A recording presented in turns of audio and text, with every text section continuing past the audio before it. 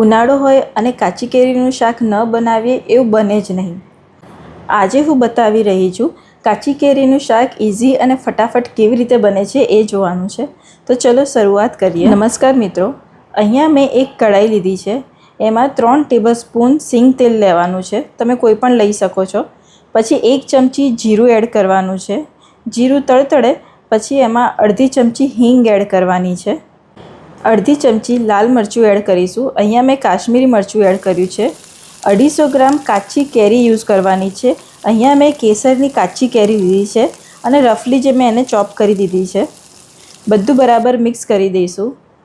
જ્યારે કાચી કેરીનું શાક બનાવીએ છીએ અને જો તમારી પાસે કેસરની કાચી કેરી હોય તો એ જ કેરી યુઝ કરજો. એનાથી ટેસ્ટ ખૂબ જ સરસ આવે છે. જો તમારી પાસે કેસર કેરી અવેલેબલ નથી તો તમે તોતા કેરી પણ યુઝ કરી શકો છો. અને જો તોતા કેરી પણ અવેલેબલ ના હોય તો તમે કોઈ પણ યુઝ કરી શકો છો. 1 ચમચી મીઠું એડ કરીશું. મીઠું તમે તમારા સ્વાદ મુજબ લઈ શકો છો. 1/4 ચમચીથી થોડું વધારે હળદર એડ કરીશું અને બધું બરાબર હવે એક વખત મિક્સ કરી દઈશું. જ્યારે આપણે આ પ્રોસેસ કરીએ છીએ ત્યારે ગેસની ફ્લેમ સ્લો જ રાખવાની છે. આ શાકમાં આપણે પાણી એડ નથી કરતા. આપણે એને ઓઇલમાં જ કૂક કરવાનું છે જેથી કરીને એની શેલ્ફ લાઈફ ખૂબ લાંબી રહે.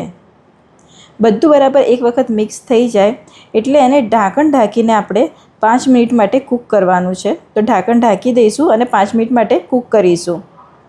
ગેસની ફ્લેમ સ્લો જ છે. 5 મિનિટ થઈ ગઈ છે.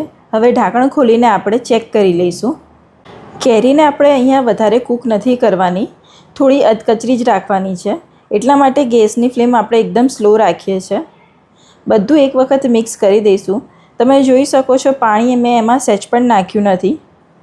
હવે આપણે આમાં મસાલા કરીશું. 1 ચમચી કાશ્મીરી લાલ મરચું એડ કરીશું. 1 ચમચી ધાણા જીરું. હવે આમાં ખાંડ એડ કરવાની છે. ખાંડ કેવી રીતે એડ કરીશું? જો તમે 250 ગ્રામ કાચી કેરી લો છો તો તમારે 150 થી 200 ગ્રામ જેટલી એમાં ખાંડ એડ કરવાની છે. કારણ કે આ શાક ખટમીઠું રહેશે. જો તમે ખાંડ ઓછી રાખશો તો શાક તમને ખાટું લાગશે. એટલા માટે ખાંડ થોડી આગળ પડતી હશે તો સારું લાગશે. આ શાક એવું છે કે આ શાક ચટણીને પણ રિપ્લેસ કરે છે અને શાકની પણ ગરજ સારે છે. ટેસ્ટમાં તો ખૂબ જ સરસ લાગશે. તમે એક વખત બનાવશો ને તો તમે આ બનાવીને મૂકી રાખશો. કારણ કે આ શાક એવું છે કે જેની શેલ્ફ લાઈફ પણ વધારે છે. આ શાક તમે પરફેક્ટ રીતે બનાવીને ઠંડુ કરીને કાચની બરણીમાં ફ્રીજમાં તમે 15 દિવસ સુધી યુઝ કરી શકો છો. એટલા માટે જ હું તમને કહું છું કે આ શાક ચટણીની પણ ગરજ સારે છે અને શાકને પણ રિપ્લેસ કરે છે. બધું બરાબર એક વખત મિક્સ કર્યા પછી ગેસની ફ્લેમ થોડીક વધારવાની છે, વધારે નથી વધારવાની. અને ખાંડ ઓગળે અને મસાલા ચડે ત્યાં સુધી આપણે એને કૂક કરીશું. આ પ્રોસેસમાં લગભગ 5 થી 7 મિનિટ જેટલું લાગે છે. વધારે ટાઈમ નથી જતો. બસ ખાલી એક વાતનું ધ્યાન રાખવાનું છે કે ખાંડ પ્રોપર ઓગળી જવી જોઈએ. વચ્ચે વચ્ચે થોડું આપણે હલાવતા પણ રહીશું જેથી કરીને ખાંડ આપણી પ્રોપર ઓગળી જાય. બધું બરાબર સરસ રીતે મિક્સ થઈ ગયું છે. ખાંડ પણ બરાબર ઓગળી ગઈ છે. તમે જોઈ શકો છો.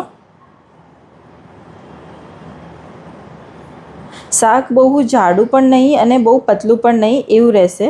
જો તમારું શાક પતલું હોય તો ધેટ મીન્સ કે ખાંડનું પાણી પ્રોપર બળ્યું નથી. ખાંડનું પાણી બળવું પણ જરૂરી છે. અને જો વધારે પડતું પાણી બળી જશે તો રસો એનો જાડો થઈ જશે. એટલા માટે પરફેક્ટ કૂક થવું ખૂબ જ જરૂરી છે. શાક તૈયાર થઈ ગયું છે. હવે એને સર્વ કરીશું. કેસર કેરીમાંથી બનતું સરસ ચટાકેદાર કેરીનું શાક તૈયાર થઈ ગયું છે.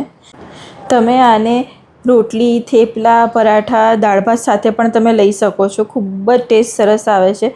જરૂરથી એક વખત બનાવજો. જો તમારા મનમાં હજુ કોઈ પ્રશ્ન હોય તો તમે મને કોમેન્ટમાં પૂછી શકો છો. જો તમને આ મારો વિડીયો ગમ્યો હોય તો લાઇક, શેર અને સબસ્ક્રાઈબ જરૂર કરજો. તો મળીએ બીજી એક રેસીપી સાથે. ત્યાં સુધી ધન્યવાદ.